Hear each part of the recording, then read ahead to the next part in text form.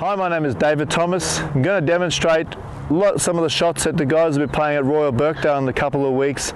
Again, you're not just going to have them at Royal Birkdale, you'll have them on any links course or any golf course in the world, but links courses tend to get a little bit windier because you'll generally find them on near the ocean or near some sort of massive water.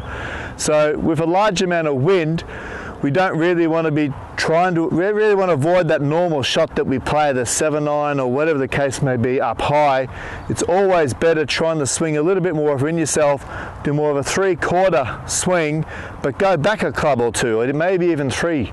So what I'd normally do, I have about 155 to the flag here. I'd normally take my 7-iron, but I'm going to decide to take a 6-iron, choke it down, hold it, means to simply hold it a bit shorter, and do a shorter, smaller golf swing.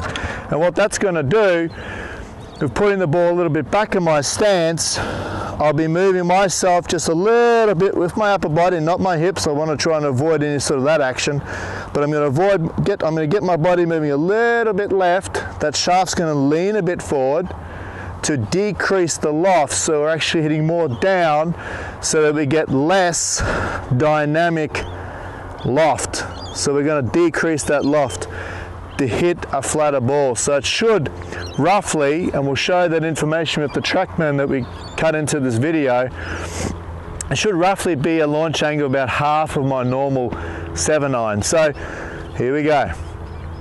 So I'm going to grip the club down.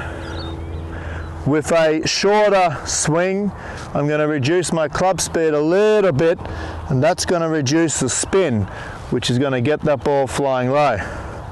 So ball a little bit back in the stance, grip down the club. You can even knock that right leg in a little bit to reduce any sort of hip rotation or excessive hip rotation, and just swing normally.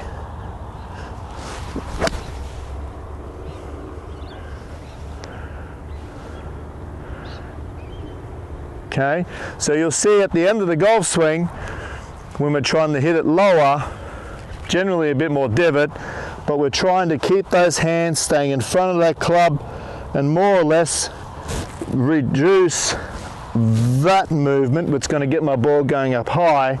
I'm keeping my hands more or less above that golf club. It's not going to actually happen, but that's the feeling that I have to get a lower ball flight.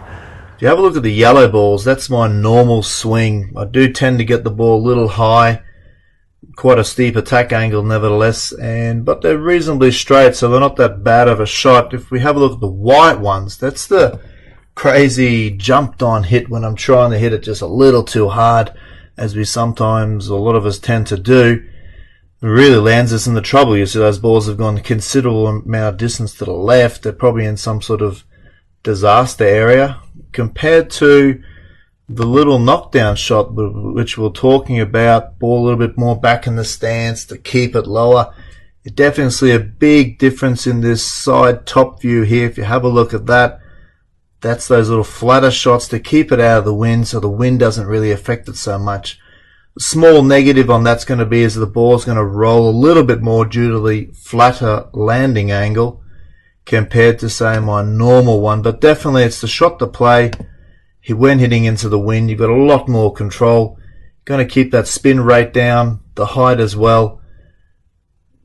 So I really encourage you all to get out there on the range and hit different shots. Talk to your PGA Professional. He can give you all sorts of tips and tricks and drills in regards to just enjoying the golf course a lot better. And so, enjoy the British Open, and we'll be seeing you on the course. Thank you.